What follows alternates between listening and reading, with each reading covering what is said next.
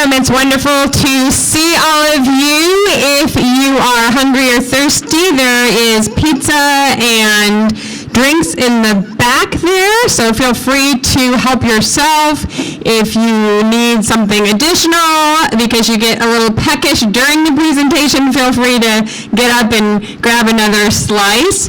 You will see on your tables that there are surveys. Thank you to everybody who has been completing those. Those are very helpful for us, so we appreciate your feedback, and we would love it if you would provide that again for us this evening, whether you're here for the first time or the third time. I am Elizabeth Benyon. I'm the director of the American Democracy Project and a professor of political science here at IU South Bend. And this is the third session of our Civic Leadership Academy. And the topic today is advocacy tips, contacting elected officials. And you'll get lots of advice about how to do this, including creative ways that you might stand out from the crowd. You can see our schedule of upcoming events. This is the third in part one of our series, Detecting Logical Fallacies, Spotting Disinformation in Digital Media, and Contacting Elected Officials.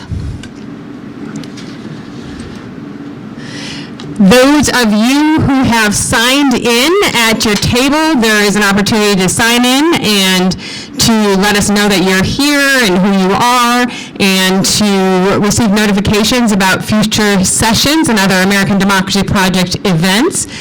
For those of you who signed in for all three and attended all three, this is what your certificate will look like, so make sure to sign in again today. You will get a message from me with a link to a brief quiz that you're able to do covering the three sessions, and as soon as you submit that, we will get you your certificate.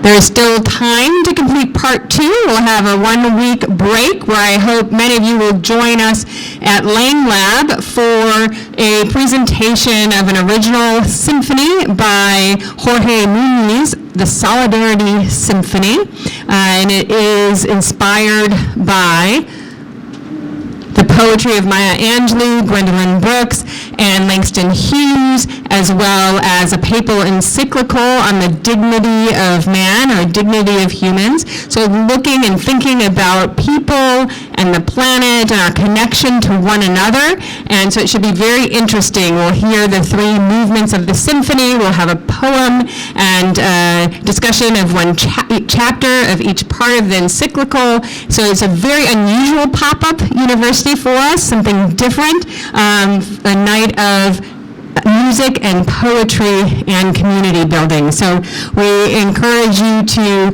come to that if you are available. That will be at 7 o'clock on October 16th. And then we're back to our series, learning how the state legislative and federal legislative processes work, where you can make your voice heard in those processes, and then also thinking about locally what happens when you are trying to understand how the city council, the county council, or the county commissioners work, right? What do they do? Where's their jurisdiction? Where can you make your voice heard there? So we'll hear from folks who hold those offices. And then we will turn to what do you do if you feel like you're just not getting anywhere and you feel like this issue needs more attention? So how to protest safely and effectively. These are changing every day, some of this advice.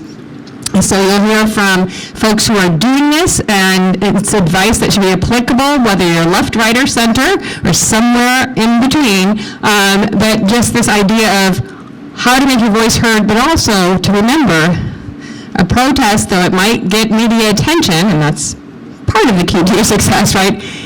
It doesn't do much if you don't have an actual policy goal, right, attached to it. And so we'll talk about what else you need to do to make that effective. And then finally, grassroots problem solving. How do you get together with others to really, maybe we're going to talk a lot about what you can do or your specific organization can do to contact elected officials and try to engage in advocacy and perhaps lobbying tonight. But what if you really need to dig in and build a coalition, that you need to try to solve this problem at the grassroots level in the long term, have that strategy. So we'll talk about that as well. So tonight's topic will be differences between lobbying and advocacy. We will also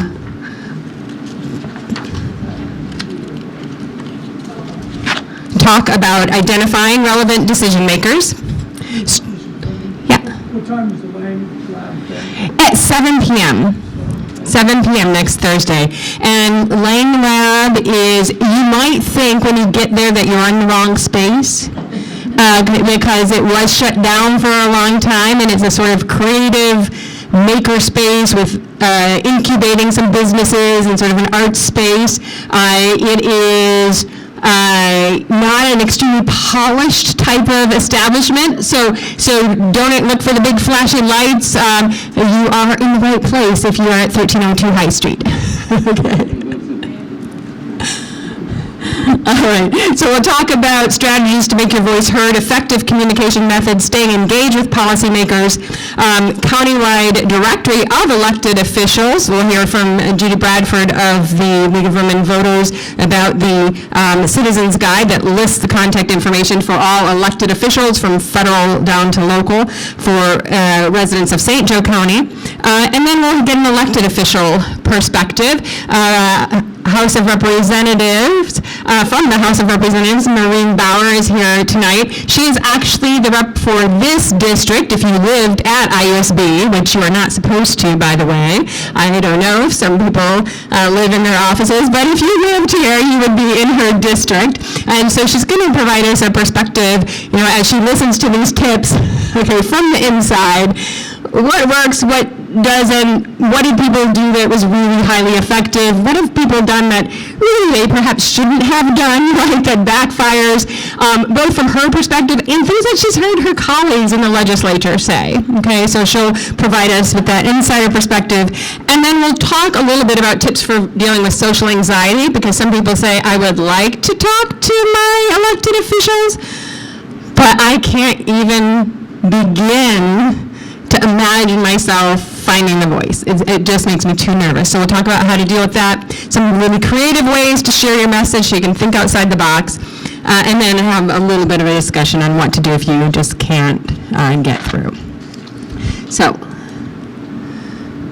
tonight's speakers, I will kick us off, and then Sue Kesson from Michiana Observer will be walking us through a variety of different strategies. And Judy Bradford will talk to us a little bit about the handy-dandy guide to Citizens Guide to Representative Democracy that provides both hard copy and online opportunity to have your public meetings, your contact information, etc. And then Representative Bauer will talk to us a little bit, again, from that insider perspective, from the elected official perspective, what works, what should people do more of, what perhaps should they do less of, okay? So I want to start with the difference between advocacy and lobbying. Advocacy really is supporting a cause, right? It is raising awareness, educating the public. So you're educating the public, you might even be educating policymakers about general issues. You're publishing a research or a report on a particular policy issue and supporting a particular strategy, perhaps, in your report. You're hosting public forums, running awareness campaigns, mobilizing communities for civic engagement. You're maybe doing voter registration drives, encouraging people to get out and vote. All this could be considered a type of advocacy. What you are not doing, right, is telling people to vote for or against a specific piece of legislation, and that's really a critical distinction. These activities of advocacy, of general public education, public awareness, are not considered lobbying, and they're unrestricted under the IRS. So if you run a nonprofit 501c3 organization, you're allowed to engage in advocacy, and generally, as long as it's nonpartisan, right, that's going to be just fine and will not threaten your tax-exempt status. As an individual, you also can engage in advocacy efforts. Lobbying, on the other hand, is more specific, right? You are trying to pass or defeat a specific piece of legislation, okay? So this is subject to IRS limits and restrictions, particularly if you're part of a 501c3 organization, a tax-exempt organization, nonprofit. There are a couple kinds of lobbying, direct lobbying, communicating with legislators and their staff, and often there are limits to what you can do if you work for an organization. So you as an individual can engage in advocacy and lobbying. You could even contact your elected official, but you cannot do it on behalf of your organization, right? And so I'll give the example of Indiana University. I could not write to Representative Bauer on my IU South Bend stationery, right? Or with my IU South Bend official email with my logo and titles and all of this and say, I am asking you on behalf of the university to pass this or reject that, right? And so the university asked that we do not use those kind of official modes of communication to contact. You can't use the university letterhead, for example, or say something in the paper. I can write an op-ed as me. They can even know that I'm a professor who works here, right? But I can't speak on behalf of the university, and so that's really a critically important difference. Now, in terms of your direct lobbying that you might do, there's also grassroots lobbying, urging the public to contact legislators or other elected officials about a specific piece of legislation, a specific ordinance, a specific resolution. Okay, nonprofits can engage in lobbying, right? But it should not constitute a substantial part of what they're doing. This is kind of a vague test. It includes paid and unpaid lobbying. It's generally interpreted to be less than 5% of your overall activity, so it is going to be a bit of an estimate. That's if you're 501c3. Now, you might be 501c4, which is more political. League of Women Voters, for example, has 501c3, 501c4 separated, and does mostly just public education types of advocacy work, but does some lobbying as well. So there is also an IRS test that's an expenditure test. It's called the 501H test, and that looks at, for example, your first $500,000 of spending as an organization, up to 20% can be spent on lobbying, and grassroots lobbying has to be no more than 25% of your total lobbying. So there are these tax implications if you want to do this with your business, if you want to do this particularly with your nonprofit, okay? And so that's important to know. But as an individual, you are free to engage in advocacy or lobbying. The other thing just to know, because several of you are involved in nonprofits, is that those 501c3 organizations and nonprofits really need to not endorse or oppose a particular political candidate, and they cannot participate in partisan campaign activities, okay, because you could lose your tax-exempt status. All right.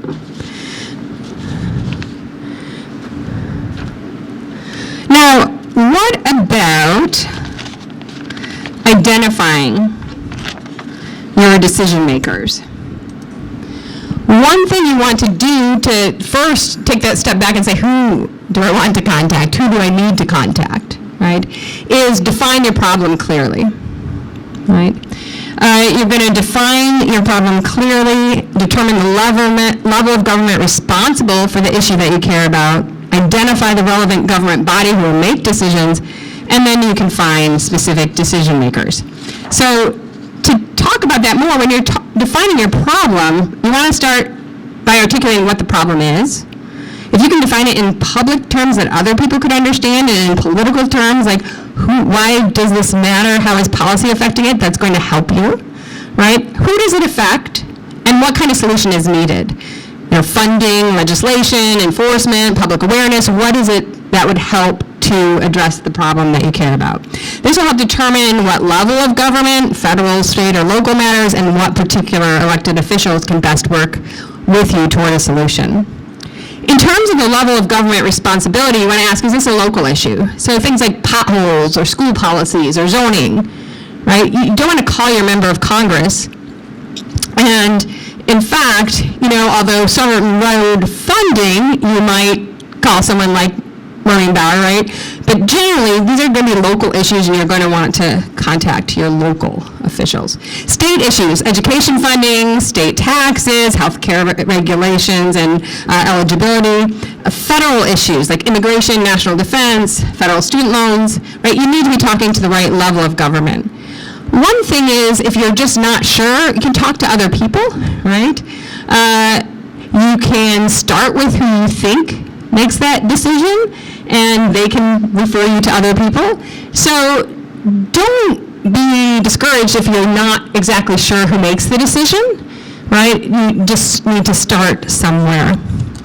And usually people will politely kind of point you to the correct level of government or office. And identify the relevant government body, right? Depending on the issue, it could be the city council or mayor's office, like local ordinances and city services, county commissioners or health department for some of your regional services, the state legislature or the governor for your state laws and budgets, or of course U.S. Congress and federal agencies for national laws and programs. When you are finding that specific decision maker, there are lots of tools that are available to do that. The lead guide is one, right? Common Cause, how to find your representatives page. The Indiana Chamber of Commerce, if you have $8.99 to $9.99, depending if it's the virtual or the hard copy, has a General Assembly legislative directory. You can look online and find your state legislators' websites, right, your county government website. When they're running for office, things like Vote 411 or Ballotpedia can help you find the person, right? But I want to give some examples then of how you can define your issue. So for example, right, if you want to define it clearly and identify the decision maker, or local issues, like a lack of safe pedestrian crossing near schools. Let's say the problem is many elementary schools in South Bend lack clearly marked pedestrian crossings, leading to unsafe conditions for children walking to school. So who it affects, right? School-aged children, their families, the crossing guards, drivers who might be unaware of pedestrian zones. The type of solution needed, the funding and enforcement, right? The city council or local transportation department could allocate budget for new crosswalks, signage, flashing lights, and they could be helped by local police who might increase enforcement, at least initially until people get the hang of it. Right? And so you look at your decision maker and you say, well, maybe the city council needs to be involved. And perhaps the Department of Public Works too, to actually get that signage. Or maybe you're interested in a state issue like teacher shortage in rural Indiana districts. Now this is something that the legislature is very concerned about. Let's say rural school districts across Indiana are experiencing a severe shortage of qualified teachers, especially in STEM subjects. Who does it affect? Well, obviously students in rural areas, ultimately all of us, right? School administrators, communities that rely on strong schools to support local economies. So what is the type of solution needed? Well, legislation and funding, right? Funding is always hard to come by, right? But the Indiana General Assembly could pass a bill offering student loan forgiveness or housing stipends for teachers who commit to working in rural areas for a set number of years, right? There are a number of creative solutions that lawmakers can use. Between the Indiana Department of Education and the Indiana State Legislature, they can address this problem, okay? Similarly, rising drug costs. Ask a question. Like, okay, so when part of a solution is funding, can I expect to be, how quickly can I, even if they want to act on it, how quickly can they? Like, do they have open budget items where they can do that, or? Right. And Representative Bauer can talk more about this, but in Indiana we have a biennial budget. So you're going to need to, potentially it's not a budget year, if it's a short year, they're really going to have very limited opportunity to open back up the budget. You might have to wait till the following year. But also people get behind the curve. They say, our legislature's part-time, they meet January through April. Well, what if I miss them? I better get lined up for January 1st. Well, you're way too late because they've already decided what bills are going to put in the hopper, right? And so you do need to be anticipating, but you also have to realize that this could take a very long time.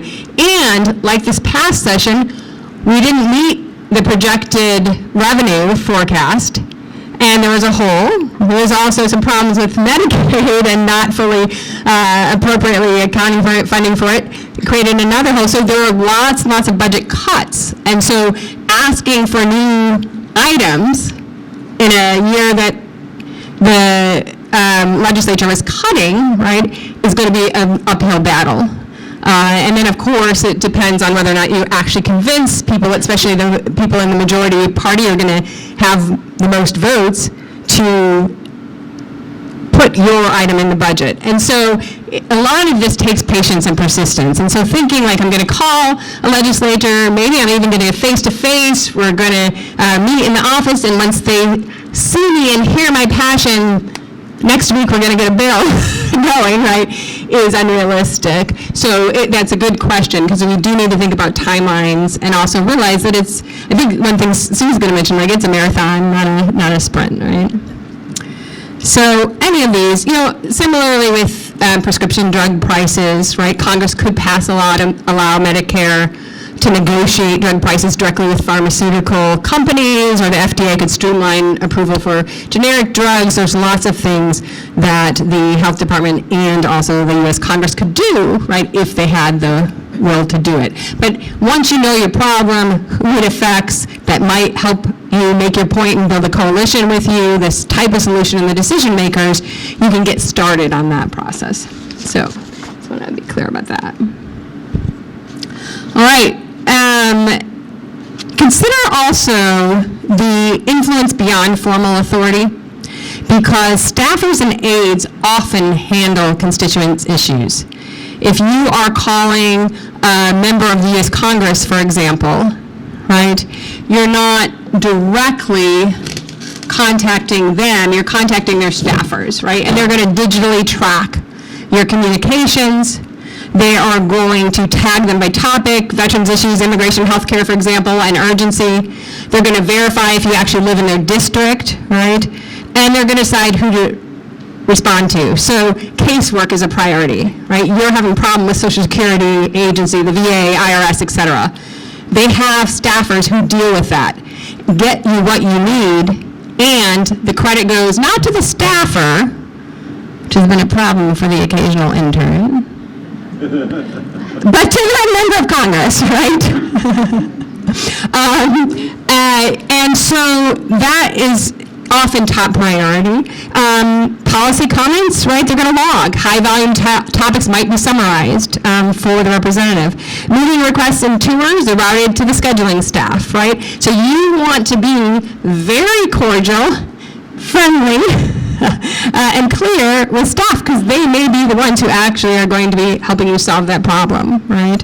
I did request that the district director and other staff member from Congressman Yakum's office join us, but due to the closing of the government, they were unable to be here.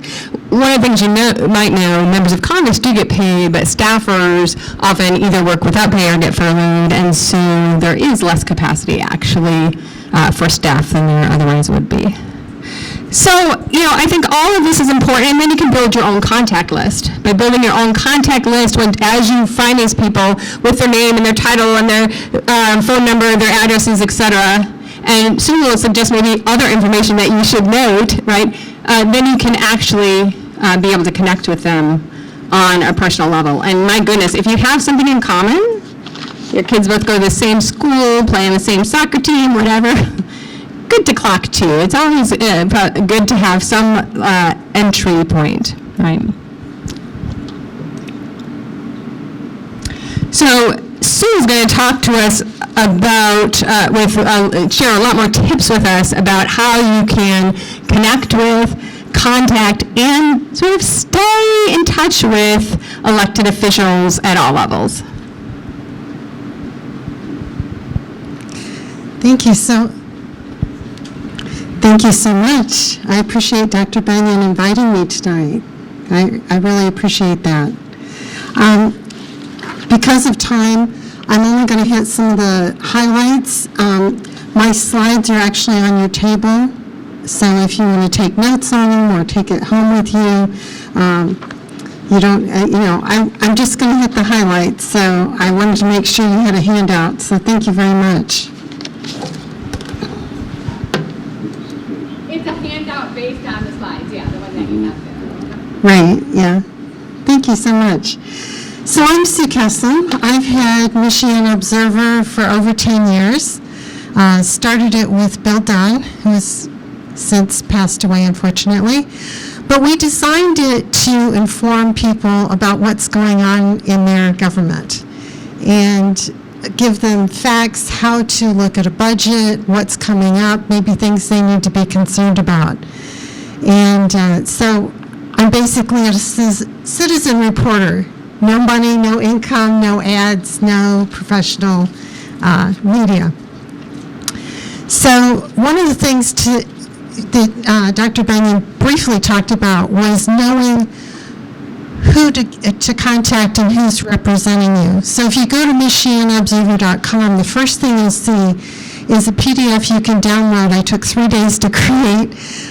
It gives all the local meetings in St. Joe County that I could find, when they're meeting, the links, how to get the agenda, how to get the minutes, things like that.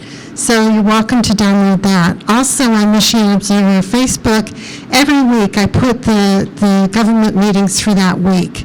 I figure people can't show up if they don't know when it is. So that's one of the things that I worked on.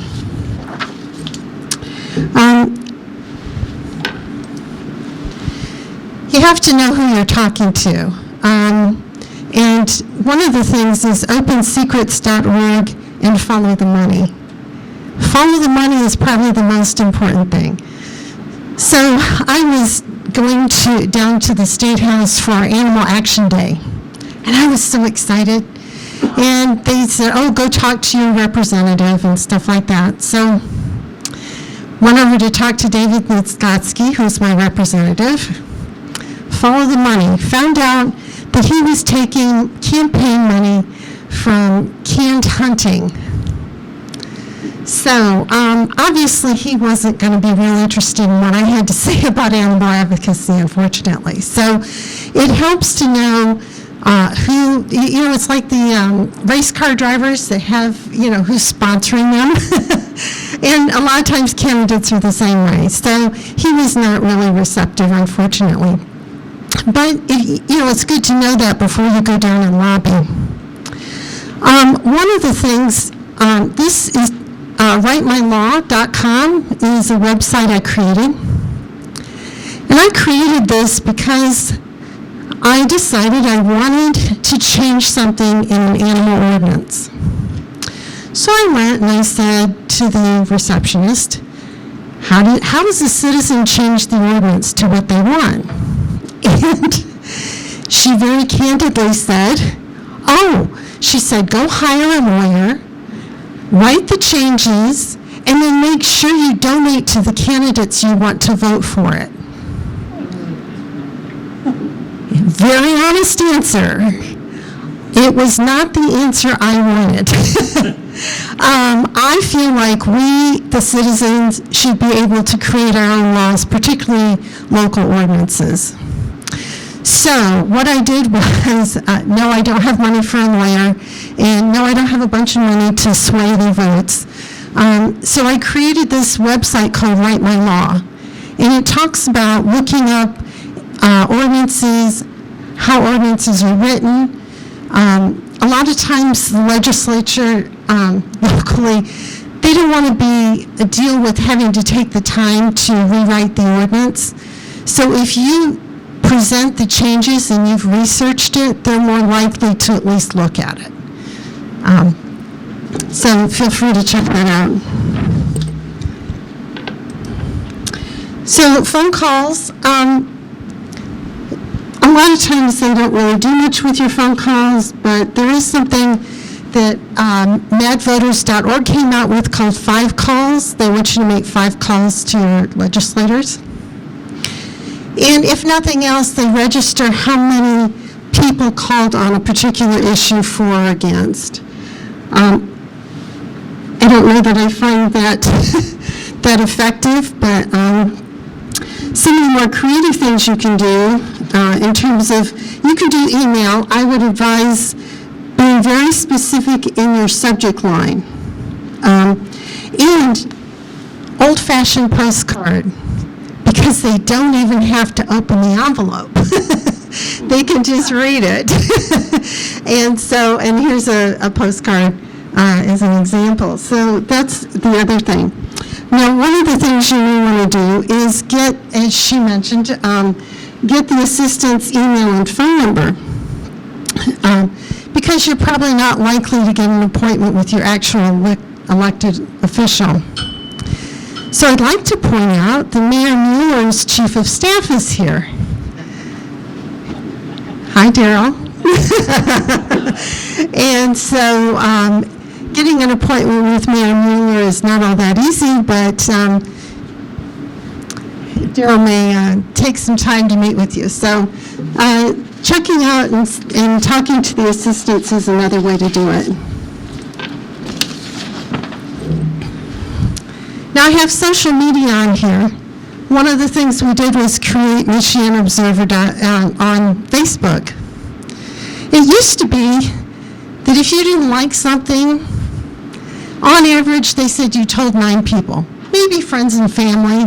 Wow, didn't like that restaurant, or oh, didn't like the service, whatever it was. But here's the thing about social media.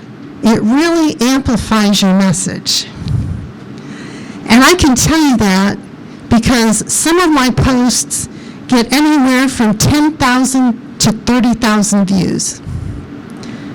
Now, if you consider there's 102,000 people in South Bend, I didn't just reach 9 people saying to Dr. Benyon or Mr. Cotton, I didn't like this. No, I reached 10 to 30,000 people. So social media has really changed the game in terms of getting change in your area. So be strategic. Timing does matter. And as she mentioned, some stuff you can't do just right before because of budgeting. So you do have to make sure that you've scheduled that properly. And yes, advocacy is a marathon, not a sprint. I've been at this 10 to 15 years, and at times I'm tired, at times I feel worn out, but I keep going because I think that the things I'm advocating for are important. So you have to decide, well, I don't like this, I want it to change immediately. Yeah, it doesn't work real. It changes very slowly. For example, she had mentioned school sidewalks. That's something I've been working on for 4 years. So I had, for 2 years, the representative in my district wasn't even interested and claimed that the city didn't have jurisdiction over the sidewalks, which they did. Then I've been continuing on that. Then today I found out I was at a meeting, found out they've scheduled and taken bids for the wrong sidewalks. Yeah, I know. Go figure. So I went and took pictures because the sidewalks they want to rip out and replace are perfectly fine. They're on the other street. So, yeah. Advocacy after 4 years, it's a bumpy road. It is not a straight line, so I just want you to know that. Now, one thing I take full advantage of, they'll probably tell you, is privilege of the floor. At least at the city council meeting, you get 3 minutes to say what you want to say. If it's a hearing, you may get 5 minutes to say what you want to say. I can tell you it goes by pretty quickly. I don't know how long I've been speaking, but it goes by very quickly. Mr. Cotton can tell you that. He's been at privilege of the floor the same time as I have. Excuse me, it helps to have the points you want to make in mind before you get up there, because you have to really hit your points. So here, keep it to about 3 points in only one topic, if you want to get your point across. Now, one of the things I did is I polled my friends and I said, hey, give me some ideas for this talk. And I'll give credit to Brian Will on this one. He said you have to have grassroots and top roots, or grass tops. And I said, okay, I get the grassroots part. That's your average person, right? What are grass tops? I said that, and he said, oh, that's when you show up with a celebrity or someone with clout, so that they take more notice, that someone who could maybe sway more voters or has more influence. So I thought that was interesting. Grass tops, that was new for my vocabulary. Now, I will say one of the most effective things is to be involved from the inside. Be on a committee, be on a board, be on a commission, work on a task force. Years ago, there was something called the Green Ribbon Commission for working on the environment. So if there's some of those initiatives, this is a good chance for you to get to know people on the inside. So if you're passionate about something, in the city of South Bend, you can actually apply to be a citizen member of a committee.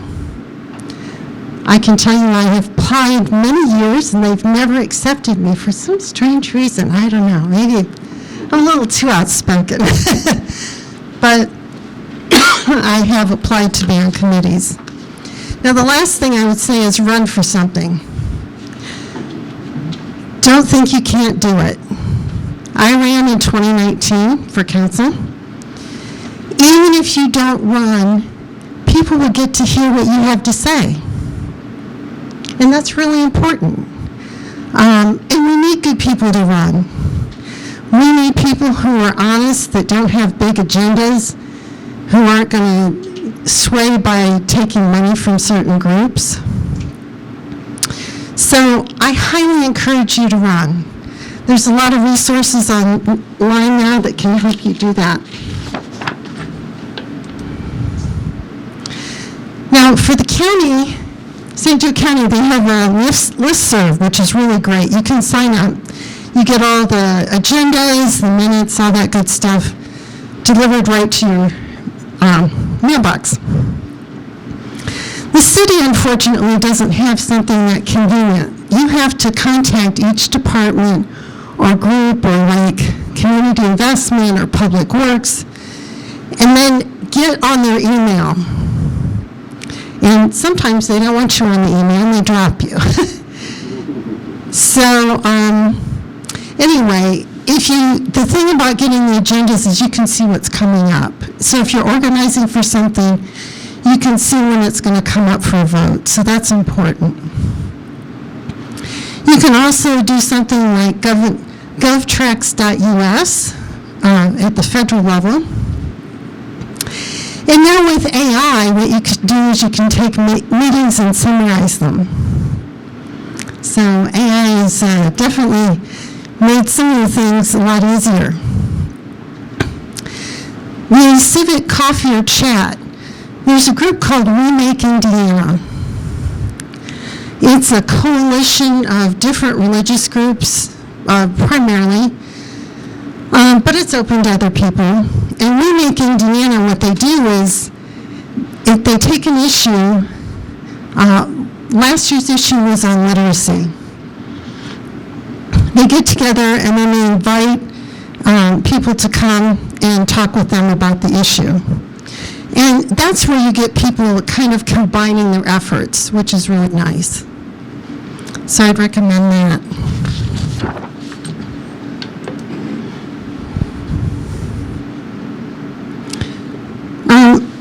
This is something I have really developed, is building relationships with local media. For example, just last night I was at the crime stats meeting. And there was a young guy there from WSBT. And I said, hey, if you're looking for a great story, and I told him about how there's a shortage in the victim services department at the county jail. 2 people to service 200 cases every month. And so one of the things, a lot of these, in our area, they're young reporters. They come in, they're first-time reporters. And so they don't know who to contact or who does what. And so I'm actually a resource for them. I often send them my weekly meetings, so if they're looking for something to report on, they can look at the list and hopefully find something to report on. So I have to say, Annie Kate and Asher Bookspan have been really nice to work with, and I feel like I'm mentoring the next generation, which is pretty nice.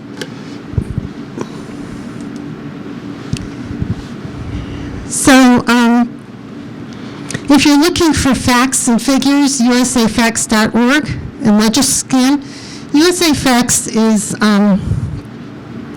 was designed by a former, I forget which company, but he decided he wanted to give neutral data, which I really appreciate. When you go into something and you're advocating for something, it helps to know the facts and figures. So when I write on MichiganObserver.com, I have a lot of numbers because numbers tell a story.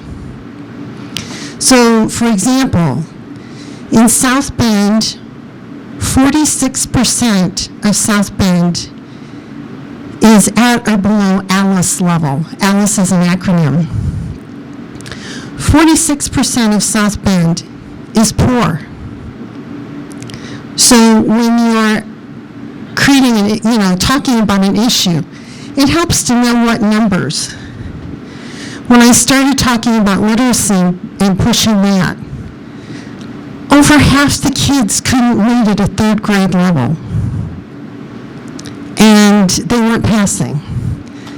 So I think when you have numbers, you give perspective.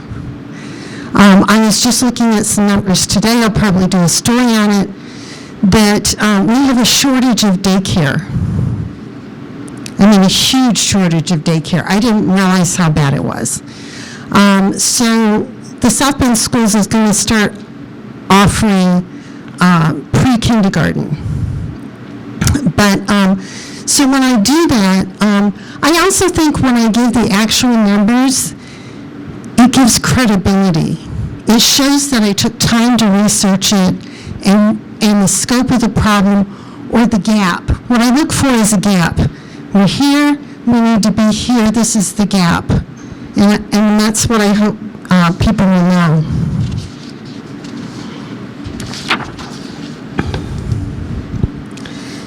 So keep the conversation going. And be known as a solution finder. I did something recently, my husband was saying, you're probably the only person that does that, but this is a creative way, something creative. All the years I've been doing this, I actually know the people to contact for a problem. So I got a call from the senior center. We've got a problem. We have some people urinating on the front door. And the seniors are not real excited about that. Not feeling comfortable coming in and out of the senior center. What are we going to do? Because we want them to still come to the senior center. So I thought about it. I know 3 key people. I called Carl Hetler, or texted. A lot of people don't answer their phone or their email, but they will answer a text. How many of you answer a text? I know. So I texted Carl and I said, hey, we've got this problem. He goes, oh, I know who it is. I said, well, can you get him into my for now? Nope, 6-month waiting list. He said, okay. Went up the food chain to Jason Critchlow, who runs the senior center. I said, Jason, were you aware you had this problem? No. I said, yeah, the employee she didn't want to bring it up because she wanted to feel like she had to handle it by herself. And so then I went from there and I texted the chief of police. I said, I think I have a win-win situation. And they always like to hear that because they can solve something and look good at the same time. So I said, here's my proposal. I texted about a little paragraph. I said, here's my win-win solution. Your officers need a place to take a break. And the senior center is on Colfax and Lamb. So I said, I'd like you to tell your officers that the senior center has popcorn and coffee. And I'd like them to come in. The senior ladies, I don't know if you know this, I did AERP. I was on the board for 7 years. I found out a lot of ladies really like a guy in uniform. Who knew? But when the police chief would come, they'd always be really excited. So I said to the police chief, Scott, I said, this is a place where your officers can come and people are excited to see them and glad to see them, and they can take a break, they can get a cup of coffee, they can use the restrooms, and then it'll give more coverage to the senior center because we have just one lady working there, and she felt, like, what if something happens, and I get that. She's just, if no one's in the center. So, texting, if you can get someone's text or message them on social media, sometimes that's the fastest way to get through. I got the call that morning. By noon, problem solved. Because I knew the 3 key decision makers, and I had a solution that they can all agree on. So just something to think about. You have a lot of maybe creative ideas and can really make a difference. So I appreciate that I was invited. We need more citizen-based reporting. Social media, write about the meeting you went to. Write about what they covered, Say, hey, they're voting on this or they're trying to budget for that. Let your voice be heard because this is a great time when all of that can happen. One of the things, there's a great book called Be the Change, The Future is in Your Hands. And there's some more creative ways to reach out to people, so that might be of interest to you. Hopefully, I stayed within my time limit. I don't know. Did I? I just did the highlights, but you're welcome to look at my notes, and you're welcome to reach out to me at Michigan Observer on Facebook. Thank you so much. I appreciate it. Thank you very much, Sue. That was wonderful. And I want to give just a couple of really quick examples that illustrate the points that Sue was making. She mentioned running for something. She also mentioned that she was passionate about sort of animal rights advocacy. Some of you who are from the South Bend area may remember Councilwoman Valerie Shea. She ran for council mostly because she wanted to change the pit bull-related breed-specific ordinances surrounding dogs, and as well as the ordinance limiting the number of pets that you could have in the city. She ran. She focused a lot on those issues. She changed the ordinances, and she did not run again for office, and now she's living elsewhere but staying civically engaged. But so there are people who say, well, I'm not seeing the change I want. I'm going to run, and they will change it from the inside. So just one local example. Sue also mentioned We Make Indiana. There will be representatives from that group here for our final session when we talk about grassroots problem solving. And some of you are interested in building those relationships with local media. One thing I will say that can be very helpful, I know, for example, there's one person here who's very, very interested in the Constitution and the preamble and the values there and the sort of mission there. If you talk to reporters on Constitution Day, right? That's the time they're looking for a local angle on national stories. And so that can be a really good time to plan to reach out to people, because you'll get a lot more coverage if it's connected to some big story and they feel like, oh gosh, I want to have something to do with this. What's the local angle? And you can often provide that. So what I want to do is two things. First, just briefly hear from Judy about, okay, what is a resource we have in terms of knowing who our elected officials are, sort of up and down the ballot, so that you all know what that is and how to access it. And then get a response from Representative Bauer about what she's observed in terms of people reaching out and trying to advocate or lobby, what works, what doesn't, what might she recommend? Judy. Thank you.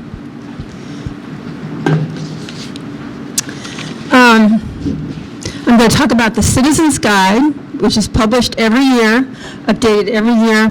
Can you hear me? By the League of Women Voters of the South Bend area. I was the coordinator for it from 2017 to 2021, so for 5 years I coordinated it. It's also known as the Guide, the Directory, or my favorite, the CG. That's how I usually refer to it. It's up to 27 pages now, and it gives contact information for every elected and appointed official in our county. In recent years, we've also included detailed information on how to register to vote, how to vote, and just information that is ancillary to that process.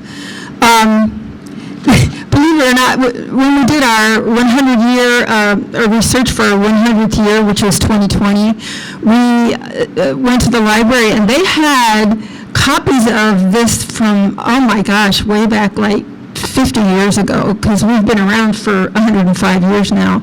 And the early ones were typed on a typewriter and mimeographed, and they're really, really crude. But I don't know, there's this surge of pride in me that it has grown to what I regard as a fairly sophisticated publication. It's provided free of charge, and the distribution sites, we have a whole committee that just does distribution to libraries, the county voter registration office, voter registration events, businesses, including commercial businesses, and other nonprofits. And then once in a while we'll have just an individual who says, oh, I just need 10 copies, so we put them on the list too. We publish about 4,000 of them every year. This year we had a second printing of 500, and those are gone. They were gone like within 2 or 3 weeks of their printing. It's a pretty popular publication. Each volunteer, we have a whole committee that works on this, and when you join the league, you're given an opportunity to say you want to work on this. Each volunteer takes a page or maybe 2 pages and verifies the information on it or updates it, because we have an election every year, except that every 5 years we do, like this year, we do not have an election. So putting together the one for 2026 is going to be fairly simple, because there won't be a lot of updates because there was no election this year. I would say for most of the volunteers, it's maybe an hour or 2 hours of work. It's not a whole lot of work. You just have to get in there and make the phone calls or check the websites if that information is available on the web. The work is typically done in January and February, with printing in early March and distribution in mid-March to late March. So if it's not out by March 31st, we're getting a little concerned. Because by then, a lot of the candidate, we had an election, and the newly elected officials have been sworn in. The websites for the city government, county government agencies have been changed. New phone numbers, new emails, and so if it's not hitting the streets by March 31, we're getting a little worried. And that's never happened, so. For elected officials, we used to insist on home addresses, but because of security events, and I'm sure you're familiar with what happened with the judge whose home exploded, and some people are wondering, about that, but that wasn't here, of course. We usually did insist on home addresses, but we've lightened that up a little bit. And my logic with it was that voters and citizens need to know that their elected official that represents them in the city or county council actually lives in their district and has an address in their district. But so we have relaxed that quite a bit, and we usually do a business email now or a business phone number, just some way to reach that elected or appointed official. When I was doing it in 2021, I did have a problem with one library board who did not want, they didn't even want the names of their library board officials in the guide. I'm like, so I finally talked them into, we need to know who's on your library board. And then, once I got that, because we knew that was already out there, but they did not want any personal information, no phone numbers, no personal email addresses. And I said, well, how are people going to contact them if they have a problem with, what's going on in the library? So I finally said, well, how about a central email? It could even be a staff email at one of the libraries in your district. And he said, well, that means someone's going to have to check it every once in a while. And I'm like, oh, you're afraid of a little work. So that wasn't going to work. So what we finally settled on was an old-fashioned address of the library, so you could write them an old-fashioned letter, or we publish all the times and places for all the meetings. They would actually have to come to a library board meeting with your concern. So that was just one example. This book is funded entirely by donations and sponsors. We get no federal funding, no local funding, and sponsors are often businesses or other nonprofits. If you want to donate or sponsor the publication in 2026, talk to me. I'm handling that. But the editorial coordinator for 2026 is Cynthia Heckman Davis. She is a retired physician, so she's very detail-oriented, and you have to be very detail-oriented when you're editing and coordinating this.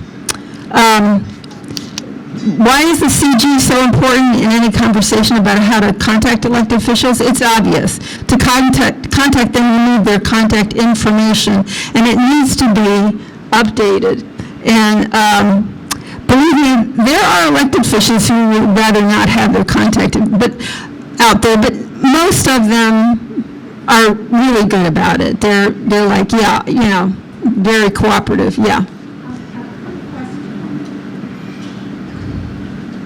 Why, as legal proposals, is there a theory or a standard? If you're going to run for public office, to me it seems like it's absurd not to be able to be contacted. Yeah. And is there not a standard or like, hey, if you're going to run for elected office, don't do this? And I understand being careful. Yeah. But that thing about the library board, I find, 76 on North Washington, absurd.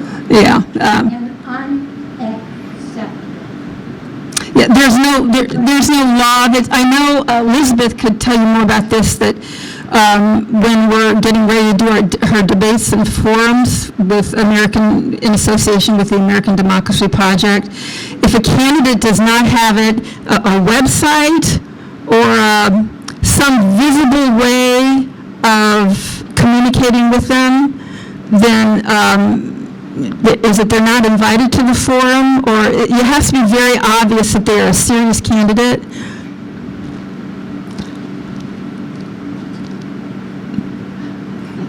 I mean, we start with ballot access, but there are minor party candidates who run, and so if they have some kind of a headquarters, some kind of an active campaign, some way to contact them that the public can get in touch with them, it's important. We do find this some with the voter guide, with Vote 411, where candidates put their information in, that we've had some trustee advisory board members who think, like, no, I don't want anybody to contact me, I don't want anyone to know who I am. Like, well, then why are you on the ballot? Is definitely our perspective, because you're supposed to be representing and advising, and you can't do that if you don't want any constituents to contact you. And so that's certainly a concern, and usually those folks eventually get cycled off, thank goodness. But you do occasionally encounter them. You'll One find them. reason I ask and I'm emphatic is I'm astounded in this day and age how many general citizens have not a clue what is reasonable to expect from our public officials. And so anyway, that's and thank you, it's a superb. I've been in other counties in Indiana, and the legal law is superb. Anyway, this is one of the best I've ever seen. Thank you. It is a small but mighty piece of maintaining our democracy. Sure, most of the info is already available by other means, such as websites, but the CG pulls it all together in one nice, neat little package that you can refer to without a computer or a smartphone. That said, we do have a digital version of it on our website, lwvsouthbend.org, and it is updated more often. I mean, sometimes in the middle of the year, after this has been out for a couple of months, a lot of times we have a change in judges, and so we go in and change the digital version. If there's a lot of changes, we might come out with a second printing. And that has happened before too. But if you want the most updated version, you do go to the digital copy on our website. And you can download that too as well and make that a printed version. And like I said, that version can be quickly updated overnight. Should someone leave or unfortunately die or change their contact information. So, thank you.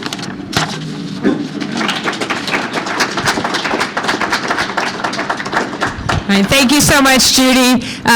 Judy is also the membership chair for the league, so I'm sure she'll be happy to have anybody who wants to work on the guide join. You have some little bookmarks at your table where you can scan a QR code or find that URL that Judy gave you if you do want to find the online version of the guide. You have a slightly older version, as Judy said, the second printing went real fast, so you have the 2024 guide so you can look through.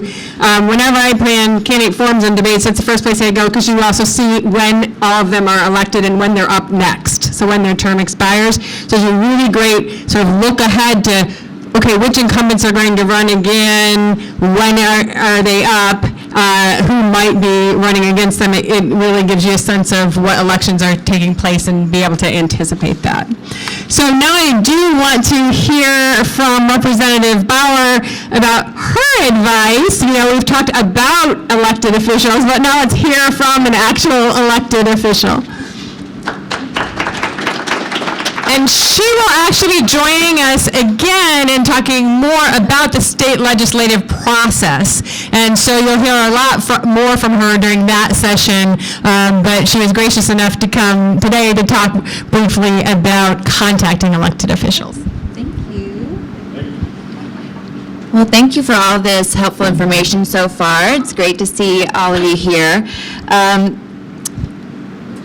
One of the things I do every year is send out a constituent survey, and that is done by pretty much every member of the Indiana legislature. Now, a lot of them are online because we've gotten some feedback that people don't want to use their post office. So often you can do option of online or by mail.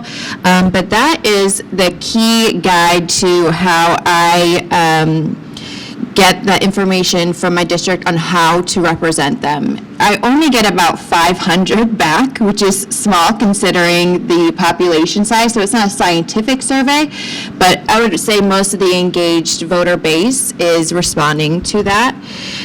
Those responses, again, are what help inform some of my policy and decision-making and policy priorities. I get to choose the questions that go on there, and often it's knowing bills that I'm going to be filing or bills that others are filing or what we expect will be priorities of either our caucus or the other caucus. If you want to influence policy change, the best time to get in touch with someone in the House or Senate, and that's the perspective I'll be speaking of today because it is all very different at every level of government, is during the interim, which is right now. So as Elizabeth mentioned, we either are in session January through April or January through March. And during the interim is when we're back in the district. We don't have to spend as much time at the State House. We attend events like this and hear from our constituents often. And that is also the time that we are thinking of what bills we'll be filing this coming session.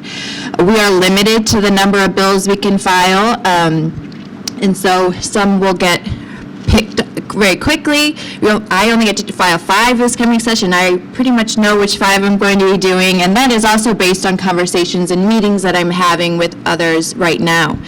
And so we have to file our bills usually around the first or second week of January.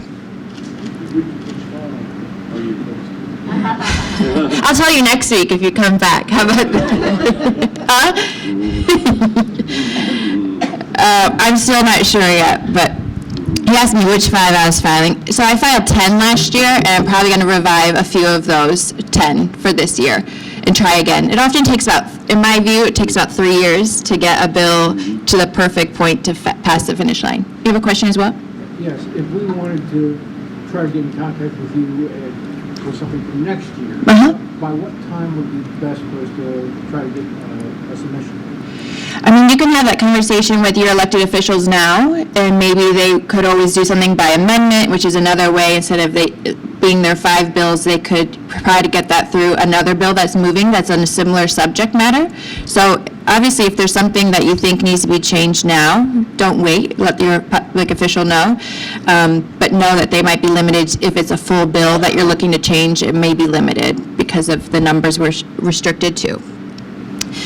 Another thing is, we're so far away from the State House. We're about 2.5 hours away. A lot of organizations have lobby days at the State House. League of Women Voters does.